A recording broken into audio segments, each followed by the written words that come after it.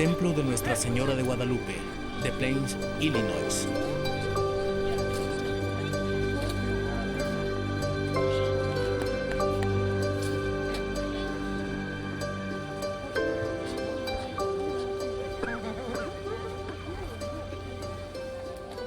Un día, en una humilde casa del insignificante pueblo de Nazaret, se le apareció un ángel a una joven israelita de no más de 14 o 15 años. Ellos sostuvieron una conversación extraordinaria. Esa mujer es, después de Jesús mismo, la figura más representada en la historia del arte cristiano. Esta mujer ha capturado la imaginación de nuestros mejores poetas, desde Dante hasta T.S. Eliot. Procesión Mariana de las Luces, Lourdes, Francia. A esta mujer se acercan millones con las penas de su corazón porque creen que es su madre.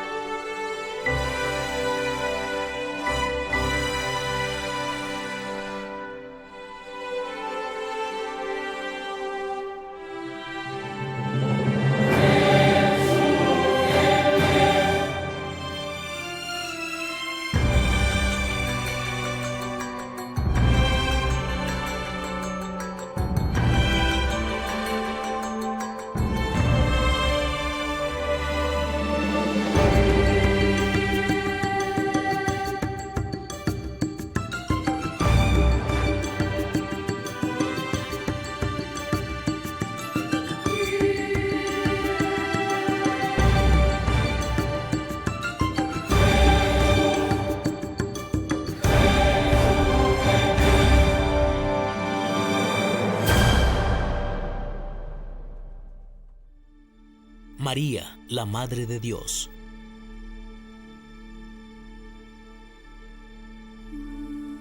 La Anunciación.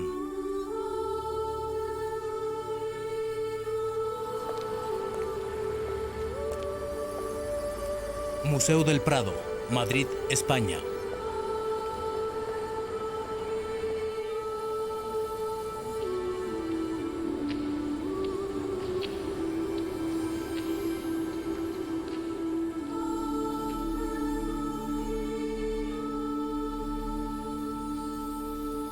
El ángel le dijo: Ave María, regocíjate, hija privilegiada. El Señor está contigo, bendita eres entre todas las mujeres. Como invariablemente sucede con aquellos a quienes los ángeles se les aparecen, María se asustó. No tengas miedo, le dijo el ángel. Concebirás y tendrás un hijo, y le pondrás por nombre Jesús. Cuando se pregunta cómo será posible, ya que no tiene experiencia sexual, el ángel le explica: el Espíritu Santo entrará en ti y el poder del Altísimo descenderá sobre ti para que tu santo Hijo sea llamado Hijo de Dios. Y María respondió: He aquí la esclava del Señor, hágase en mí según tu palabra. Y con eso el ángel la dejó.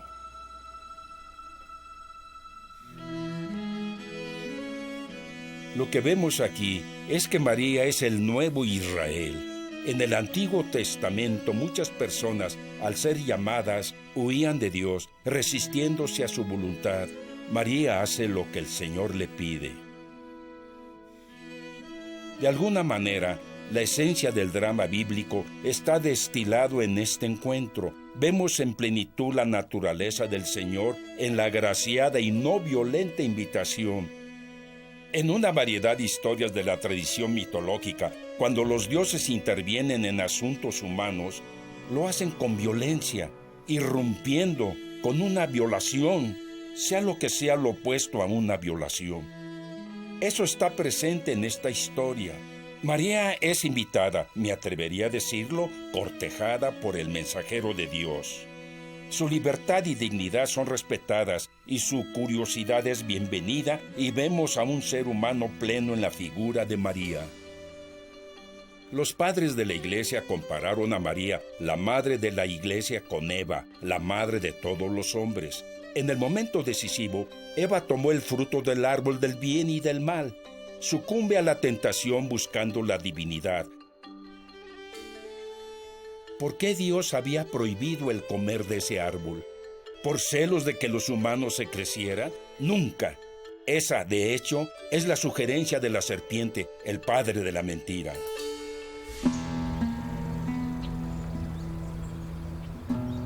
Dios le dio a nuestros primeros padres prácticamente dominio absoluto sobre el jardín, simbolizando su deseo de que vivieran plenamente. La participación de Adán y Eva en el jardín del Señor nos evoca el rango de la actividad humana y sus logros. Desde deportes a la política, de la filosofía al arte y la ciencia. ¿Por qué la prohibición? Porque Dios quiere que nos enamoremos de Él. Cuando dos jóvenes se conocen y se sienten atraídos, se empiezan a conocer, se analizan, se estudian y se evalúan uno al otro. Pero su relación cobrará vida solo en la medida en la que dentro de este proceso se enamoren, se entreguen uno al otro. Al alcanzar nuestros objetivos, debemos dejar que Dios nos alcance. Catedral de Notre Dame, París, Francia. Y aquí está María, declarándose la esclava del Señor y permitiéndose ser la Madre de Dios, aunque apenas entendía las implicaciones de lo que esto significaba. Su obediencia revierte la desobediencia de Eva. Por eso en el medievo imaginaban que el ave del ángel, A-V-E, del ángel invertido, era Eva.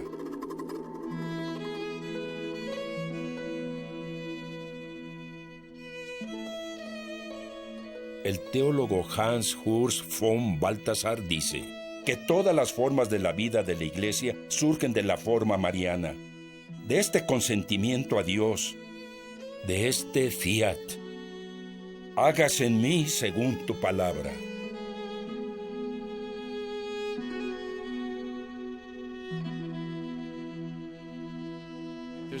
Hay una explosión de interés por María en Occidente gracias a San Bernardo en el siglo XII. Y tras Bernardo, todas las catedrales son Notre Dame, Nuestra Señora. Todas son de Nuestra Señora. ¿Por qué?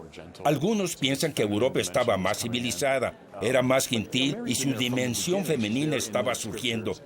Pero María ha estado allí desde el principio. Estaba ya en las Escrituras. Los padres de la Iglesia se interesaban mucho por María como la nueva Eva. Siempre ha estado ahí. Yo creo que es el hecho de que María es la Madre de Dios. Eso siempre le ha parecido a las personas demasiado fascinante. Que Dios sea tan humilde como para tener una madre humana. Y si tiene una madre, entonces tiene primos y tiene abuela y abuelo. Creo que es para enfatizar cuán tangible es la encarnación. Dios encarna y a María se le asocia con la piedad y gentileza, y es nuestra abogada. Ella aboga por la raza humana. María y Sión.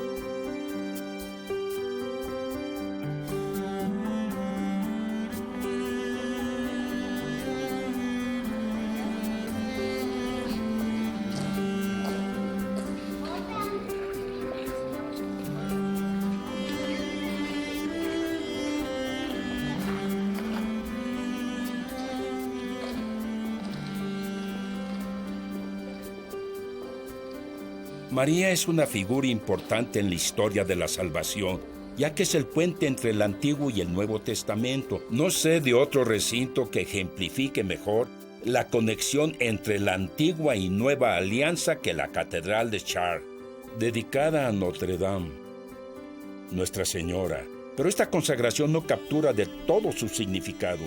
Busquen en el libro de Henry Adams, Mont Saint-Michel y Chartres, para entender que en el medievo no veían un edificio así, solo dedicado a María o solo como el lugar donde María estaba.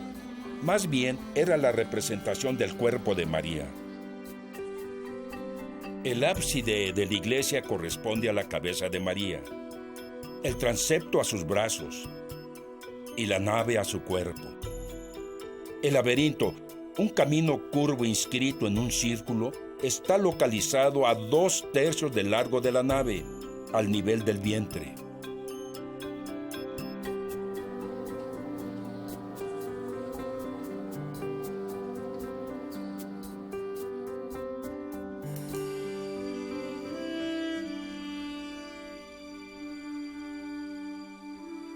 Detrás de mí está el vitral oeste de la Catedral de Chartres, uno de los más magníficos del mundo. Es del mismo tamaño y circunferencia que el laberinto en el piso de la catedral. A la hora exacta, los colores del vitral brillan perfectamente sobre el laberinto. Y eso nos habla de la encarnación, de la impregnación del vientre de la Virgen por la luz celestial. Esta asociación nos permite ver de manera más profunda otro aspecto del misterio de María. María es Sión, ella es Israel. Personifica las figuras de este pueblo santo, a quienes Dios preparó durante muchos siglos para recibir su palabra. Es una hija de Abraham, el primero en escuchar a Dios en la fe. Es como Sara, Ana y la madre de Sansón, ya que da a luz contra toda expectativa. Es como Isaías, Jeremías y Ezequiel, los grandes profetas que anhelan la venida del Mesías. Es el cumplimiento del arca de la alianza en el templo, ya que se vuelve de la manera más realista posible la portadora del verbo divino. Ella es como el autor de los salmos y los libros de la sabiduría y los proverbios, ya que ella, como San Lucas dice, meditaba todas estas cosas en su corazón. María tiene lo mejor de Israel. Tiene fe, es paciente y está atenta a la palabra de Dios y responde con prontitud a las solicitudes divinas. Es interesante que la palabra prisa se use al respecto de María. San Lucas dice que después de la anunciación se dirigió apresuradamente al monte. Israel tendía a ser lento en responder a Dios. María se mueve. En el festín de la boda de Canaán, María se dirige a los sirvientes y les dice al modo de un profeta, maestro y patriarca de Israel. Estas son sus últimas palabras registradas en el Evangelio. Hagan lo que Él les diga.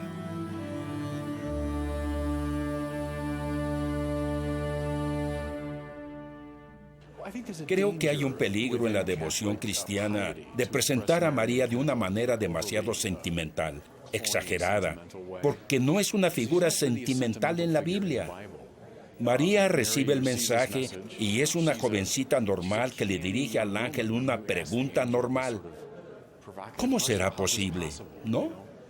Y su integridad e inteligencia son respetadas y ya sabe qué hacer. Se va apresuradamente al monte a visitar a su prima y luego se mueve por la historia de la salvación con un gran valor y simpleza. Así que no es una figura sentimental, es una gran figura bíblica. Es el nuevo Israel que sigue la palabra divina. Así que sería un error sobre sentimentalizar a María. Es el discípulo modelo. Agustín lo dijo, es la primera discípula, así que es el modelo de todos nosotros. María, la Madre de Dios.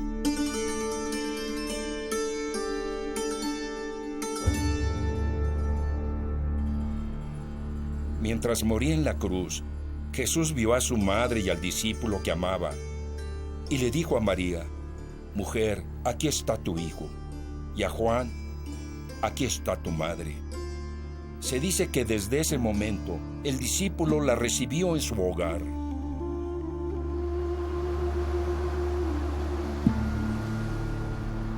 Éfeso, Turquía.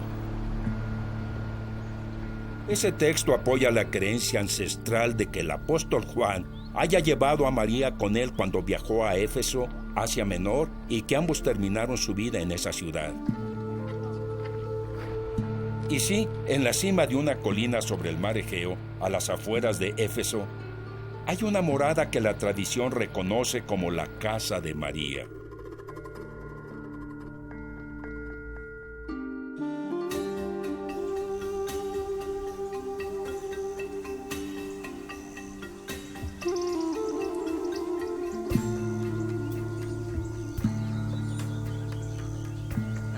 Estoy en las ruinas de la antigua iglesia catedral de Éfeso.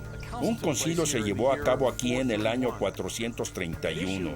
El asunto a tratar era la articulación de la naturaleza y persona de Jesús. Volvemos a la pregunta que Jesús mismo hacía primero. ¿Quién dice la gente que soy yo? Esa pregunta cautivó la mente de la iglesia y los grandes intelectos de la época se esforzaban por responderla. Hubo progreso en el concilio de Nicea en 325 y luego en el concilio de Constantinopla de 381. Pero en el siglo V hubo otra controversia por la enseñanza de Nestorio, obispo de Constantinopla, quien estaba influenciado por la escuela de Antioquía, que se preocupaba mucho por la humanidad de Jesús. Él decía que en Cristo dos personas se unían, la divina y la humana, en una intensa unión moral. Significaba que María, la responsable del elemento humano de Jesús, podría ser la Christotokos, portadora de Cristo, pero no Theotokos, la Madre de Dios. De hecho, Nestorio creía que era una blasfemia decir que Dios tenía madre. Y Cirilo, obispo de Alejandría, que estaba en contra, creyó que Nestorio era un hereje y convocó al concilio que se reunió aquí en el verano de 431. Después de mucho deliberar, los padres del concilio determinaron que no se podía pensar en Jesús solo como un humano, con una intensa relación con Dios, porque eso haría de él solo un santo supremo, pero no el Hijo de Dios encarnado. En esta única persona, lo divino y lo humano se unen. Esto significa, concluyeron en el concilio, que Nestorio se equivocaba al negarle a María el título de Theotokos. Si en efecto Jesús es divino y María es madre de Jesús, debe llamársele Madre de Dios. Cuando esta declaración formal fue hecha, todo el pueblo de Éfeso celebró esa noche con un desfile de luces. Es un buen ejemplo del principio general, que digamos lo que digamos sobre María, no es para darle atención a ella, sino a Cristo. Decir que María es la Madre de Dios es defender esa complicada declaración de que Jesús sí es divino, de que en Él Dios se volvió como nosotros. Fulton J. Sheen dijo que María es como la luna, su luz siempre es reflejada y viene de una fuente mayor.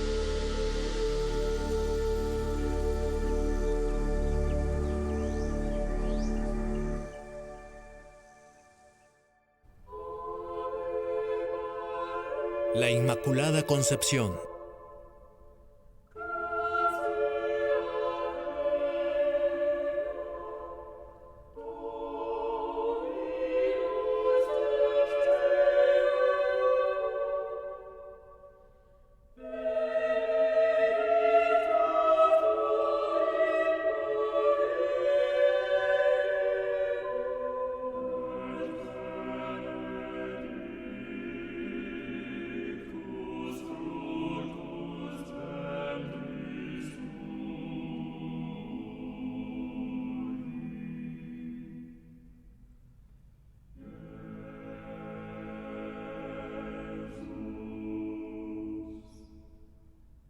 Hay dos doctrinas al respecto de María, que se declararon formalmente hace relativamente poco, pero cuyo origen es antiguo. Los dogmas de la Inmaculada Concepción y la Asunción de la Virgen. Noten cuán físicas, a veces demasiado, son estas doctrinas. Cómo nos llaman a ver la actividad de Dios sobre un simple cuerpo humano. En esto, nuevamente, hay un propósito cristológico. Nos hablan de la encarnación.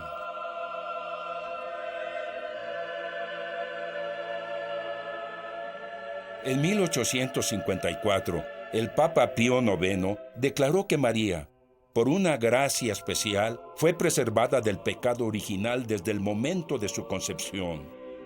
Por eso el ángel se refiere a ella en la Anunciación como llena de gracia.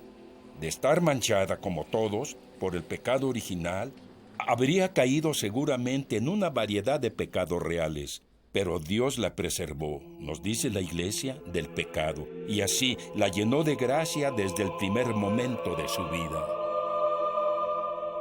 ¿Por qué Dios haría eso? ¿Y no significaría esto que María simplemente no necesita salvación? La respuesta tradicional a la primera pregunta es que Dios preparó un receptáculo digno para la recepción de su verbo. Así como el Sanctum Sanctorum del Templo de Jerusalén se mantenía puro y limpio, para que el templo definitivo, el nuevo Sanctum Sanctorum, no tuviera mancha. También sabía que María tendría un papel decisivo en la historia de la salvación, que estaría muy asociada al trabajo de su hijo. Por lo tanto, era obvio, apropiado, que ella, como él, no tuviera pecado. Y la respuesta a la segunda pregunta es esta. María es como nosotros, salvada por la gracia del Señor. Pero como dicha gracia es propiamente eterna o atemporal, puede ser aplicada de forma tal que socava el ritmo normal del tiempo. Así que a manera de un golpe preventivo, la gracia de Cristo quita el pecado de su Santa Madre antes de que Cristo apareciera físicamente.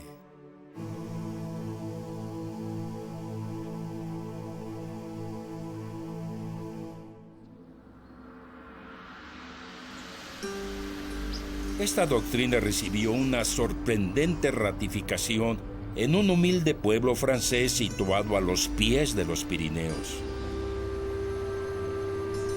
Lourdes, Francia.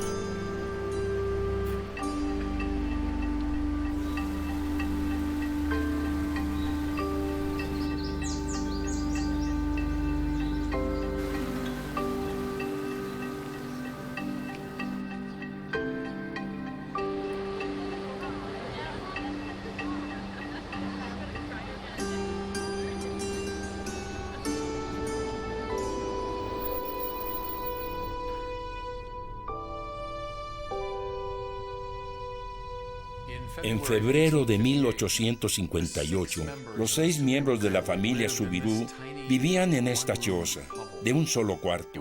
Se le llamaba calabozo, porque había sido una prisión. Los oficiales de Lourdes pensaban que las condiciones eran muy duras para los criminales. En realidad, casi parecía una cueva.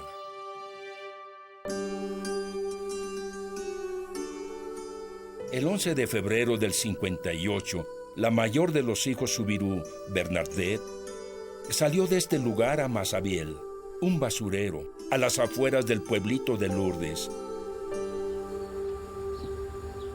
Fue con una de sus hermanas y una amiga a buscar leña para calentar el hogar.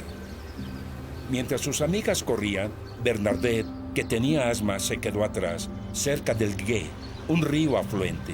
Sintió una brisa y escuchó algo.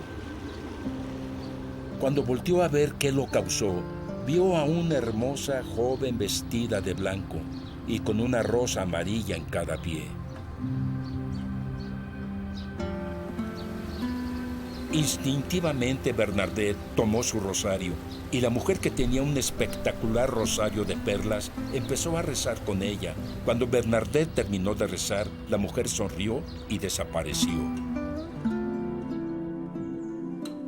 Bernadette sintió la necesidad de volver a Massabielle y al siguiente día fue a ese lugar con algunos amigos. Nuevamente vio a la señora, pero esta vez la extraña visitante habló. ¿Me harías el favor de volver los próximos 15 días? Y luego dio un mensaje para el sacerdote.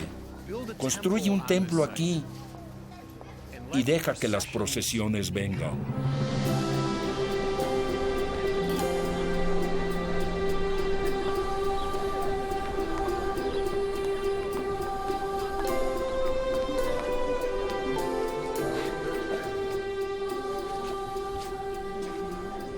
Cuando Bernadette le dio el mensaje al párroco, el padre Peyramal, fue rechazada. Pero aún con las burlas y la oposición oficial volvió. En una de sus visitas, la señora le pidió que cavara buscando un manantial. Cuando lo hizo, la gente creyó que se había vuelto loca. Pero eventualmente el agua empezó a fluir ahí. Y en una ocasión un niño paralítico se curó después de bañarse en ella.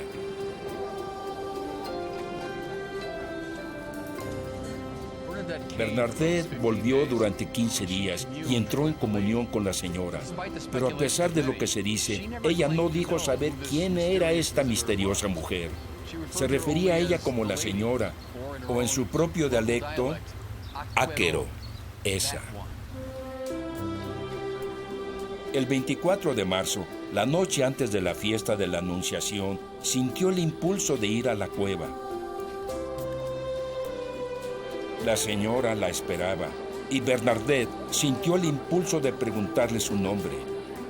3 veces se lo pidió y finalmente la señora la vio con una mirada seria y su voz, temblando con emoción, dijo: «Yo soy la Inmaculada Concepción».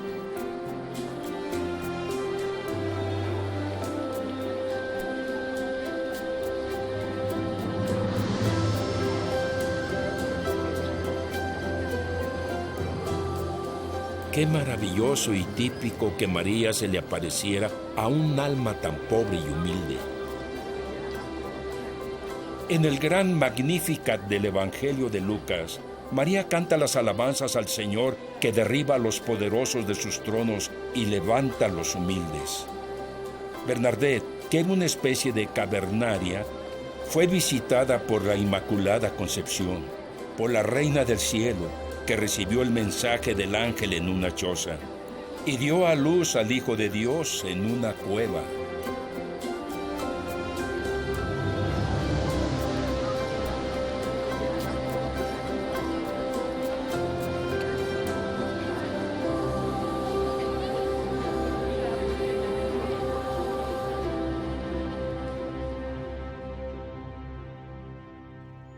Tenemos un prejuicio de que somos modernos, con mentes analíticas y científicas, y los pobres de entonces, pobrecitos.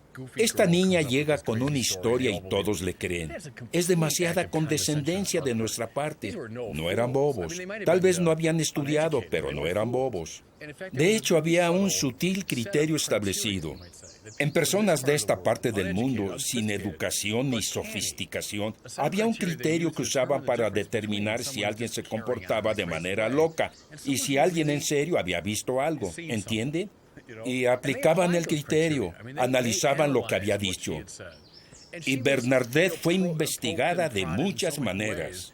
Y parte de su encanto es que era tan común, ordinaria y honesta, que su historia era muy consistente. Hay un principio articulado por Gamaliel en los Hechos de los Apóstoles cuando decía: ¿nos deshacemos de los cristianos? Y sabiamente él dijo: oigan, hay que dejarlos en paz. Si no son de Dios, van a desaparecer. Si son de Dios y peleamos, estaríamos peleando contra Dios. Es un principio muy bueno. Algo así ocurrió. Algo pasa.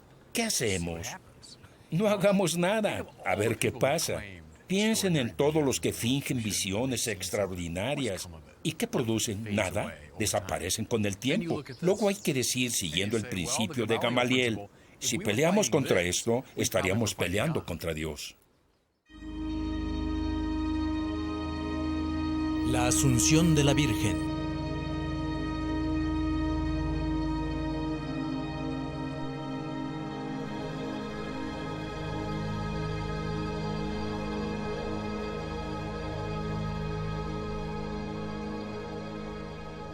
La Asunción de la Virgen fue declarado dogma de la Iglesia en 1950 por el Papa Pío XII, pero las raíces de esta doctrina son muy antiguas. Se dice que María, al final de su vida terrenal, fue elevada en cuerpo y alma a los cielos. Yo sé que podría parecernos muy extraño o mitológico, pero consideren el no dualismo de la Biblia. La religión bíblica no es filosofía griega, no pone al alma en contra del cuerpo, ni presenta la salvación como el alma escapando del cuerpo. Más bien ve la salvación como la transfiguración, la perfecta elevación de un todo. Nos llama no a un escape del mundo, sino a un nuevo cielo y a una nueva tierra. Que María fue elevada en cuerpo y alma al cielo. Nuevamente no lo piensen de manera espacial. Habla de una elevación de María enteramente como persona a la dimensión de Dios. Al final del credo de los apóstoles, escuchamos de la resurrección de la carne. pues María es alguien que experimentó esta salvación definitiva. La doctrina de la Asunción de María toma con gran seriedad este mundo terrenal y estos cuerpos inferiores.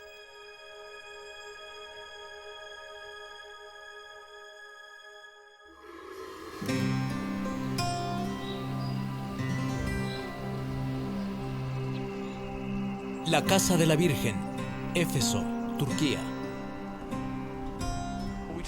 Hablamos de la dormición de la Virgen, lo que es una idea interesante. Decimos que se quedó dormida. ¿Cómo sería para una persona sin pecados pasar de esta vida a la siguiente?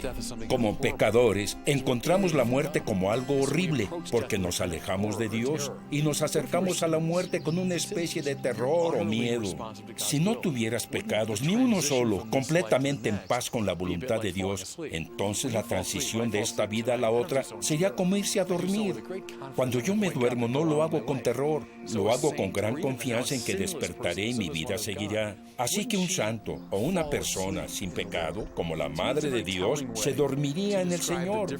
Esta es una manera notable para describir la forma en que María dejó este mundo. Esas enseñanzas de María, aunque pueden parecernos raras y mitológicas, llegan al corazón de lo que es el cristianismo. Madre de la Iglesia.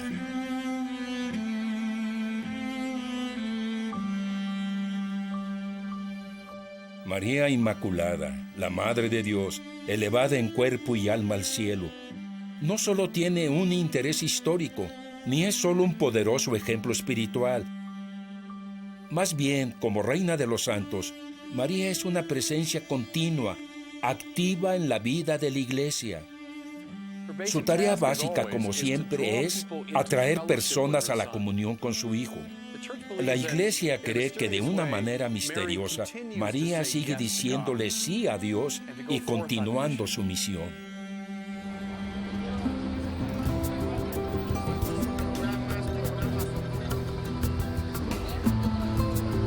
Ciudad de México.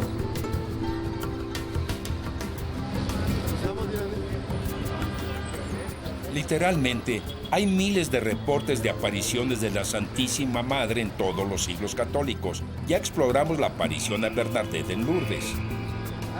Capilla del Pocito, Cerro del Tepeyac, al norte de la Ciudad de México. Ahora vamos a hablar de un extraordinario encuentro entre la Santa Madre y, como casi siempre, uno de sus pequeños. El 9 de diciembre de 1531, unos 10 años después de que los españoles trajeran la fe a esta parte del mundo, un indígena llamado Juan Diego, recién converso a la fe, caminaba por la colina del Tepeyac, donde estoy parado. Iba camino a misa. Escuchó el canto de las aves, volteó a ver de dónde venía y encontró una visión impresionante. Había una mujer vestida con luz celestial. Se presentó como la Madre del Altísimo y tenía una simple petición para Juan Diego. Quería que el obispo le construyera un templo aquí en su honor. Siendo un hombre sencillo y humilde, Juan Diego fue directo con el obispo, le contó la historia y él lo escuchó, pero también dijo, quiero una señal. Juan Diego volvió al Tepeyac el 12 de diciembre. Ella le pidió que se quitara la tilma, que era una prenda humilde que usaban los campesinos. Estaba hecha de fibras de cactus, y en esa tilma le ayudó a juntar unas rosas que estaban retoñando a pesar de la época del año. Esa sería la señal para el obispo. Juan Diego tomó todas las rosas y fue directo con el obispo. Lo hicieron esperar un rato. Dicen que el asistente del obispo quería averiguar qué tenía la tilma, pero no se las mostraba. Al fin fue llevado ante el obispo, abrió su tilma y las rosas cayeron al suelo. Pero luego, para su sorpresa, vio que el obispo se arrodillaba, porque algo más impresionante pasó. En la tela de la tilma estaba la imagen de la mujer vestida de luz.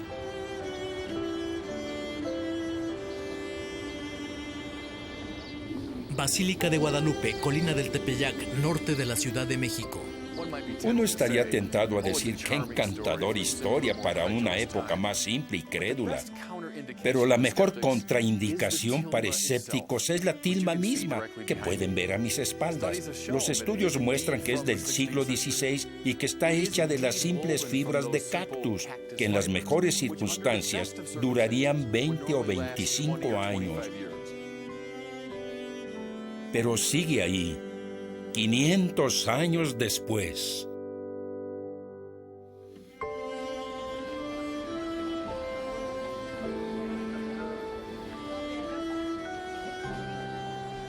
Y la imagen, la extraña y hermosa imagen. Los estudios muestran que no se usaron pigmentos conocidos al hacerla y no hay un trazo por debajo. Además, el poder simbólico que tiene es extraordinario. Es una mestiza, ni española ni azteca, una mezcla de las dos razas. Los mexicanos la llaman la morena, por el color de su piel. La cinta que usa es un signo azteca de embarazo. Está sobre el sol y la luna, y su manto tiene estrellas. Sol, luna y estrellas eran dioses para los aztecas. Esta mujer es más grande que ellos. Al mismo tiempo mantiene la mirada abajo y sus manos en oración, sugiriendo que hay alguien más grande que ella. Y su nombre, Guadalupe, probablemente es una deformación española de la palabra Coatlaxupe, que significa aquella que aplasta a la serpiente. La serpiente era otra divinidad azteca importante, y la que aplasta a la serpiente es aquella predicha por el libro del Génesis.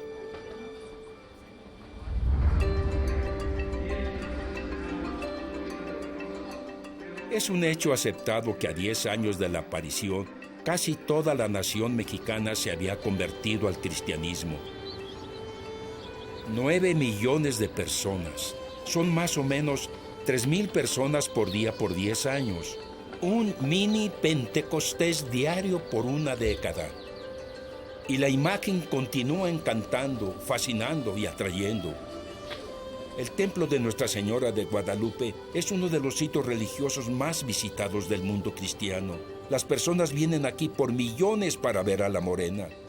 Algunos se acercan suplicando, en penitencia o gratitud, de rodillas.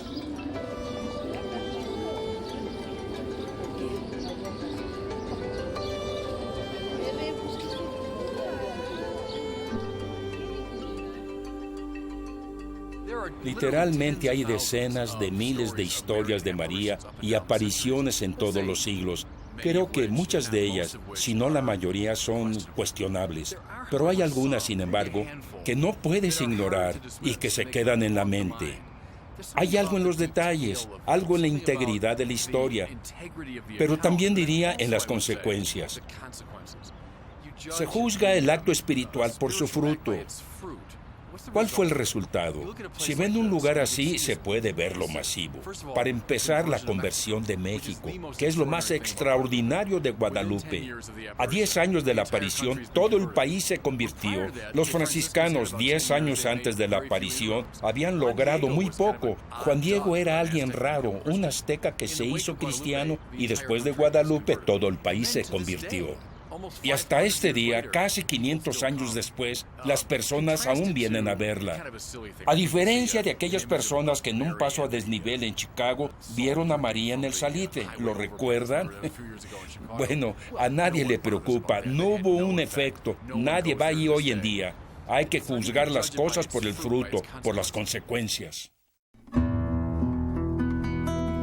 Madre de la Alianza.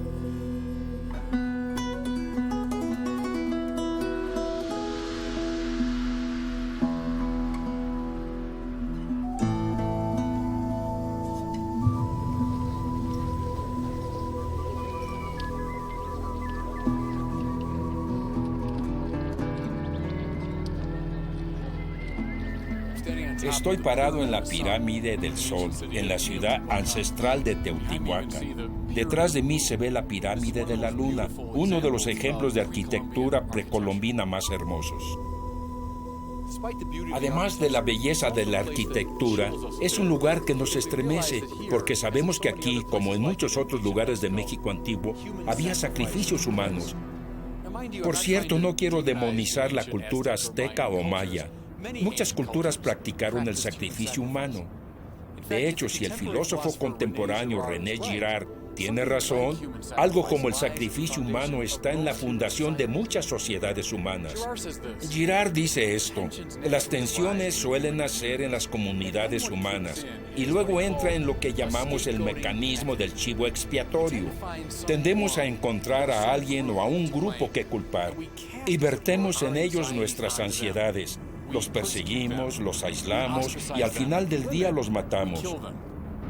Y en ese proceso sentimos una renovación de nuestra comunidad. Eso explica por qué, siguiendo a Girard, los antiguos veían a los dioses complacerse con violencia expiatoria. Por eso es que sobre pirámides así, levantando el corazón palpitante de la víctima, los dioses creían que aplacaban a los poderes que gobiernan al universo. Algo que René Girard encuentra muy interesante es que en la gran historia bíblica de la tentación de Jesús, cuando el diablo le presenta todos los reinos del mundo y Jesús lo rechaza, Jesús usa este término, dice: aléjate, Satanás, has Satán, que en griego significa el acusador. La implicación es que en la fundación de la sociedad hay algo como este mecanismo victimario. Nuestra Señora de Guadalupe, al aparecerse ante Juan Diego, le dijo: soy la Madre del Altísimo. Anunciaba la llegada al mundo del verdadero Dios, que en el clímax de su vida se volvió no el perpetrador de la violencia expiatoria, sino la víctima de la misma. En Jesús crucificado vemos que el verdadero Dios no está del lado de los victimarios, sino precisamente del lado de las víctimas. El mundo se ordena no con violencia, el mundo se ordena precisamente con el amor y la no violencia.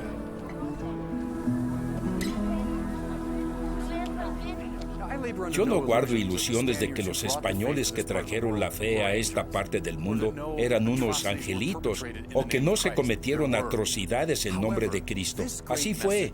Sin embargo, este gran mensaje nos llegó.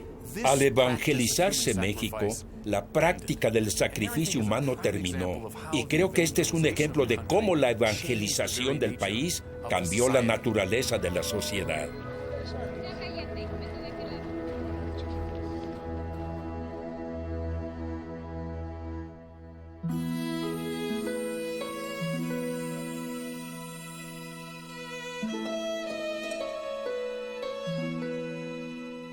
En el primer capítulo del Evangelio de Lucas encontramos el himno de alabanza de María hacia Yahvé.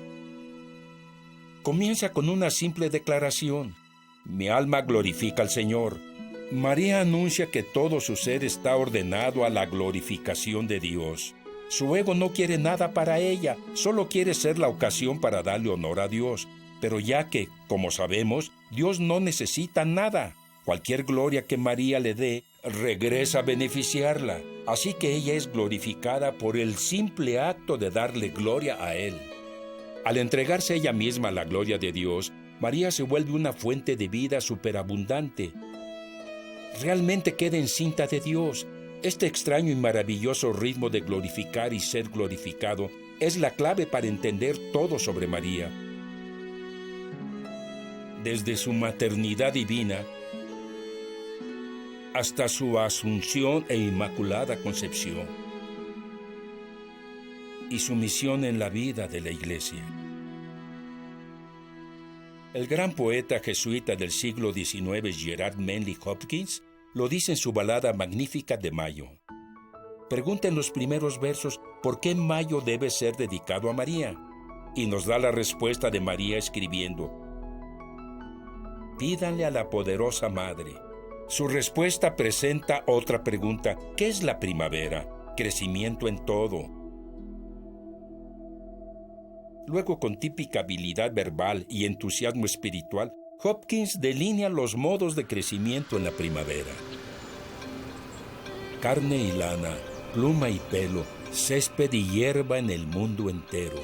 con mirada estrellada y pecho de fresa acurrucada sobre su nido de frágiles huevos que forman y calientan la vida dentro. Y ave y retoños están en la tierra, o vaina o cascarón.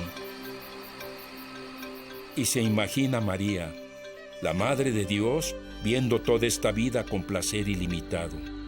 El poeta escribe: todo se levanta, todo crece, María ve, compartiendo con este mundo del bien la maternidad de la naturaleza. La voluntad de María de glorificar al Señor la convierte en una matriz de vida. La primavera misma, con toda su fecundidad, es solo una referencia a la vitalidad que ella porta.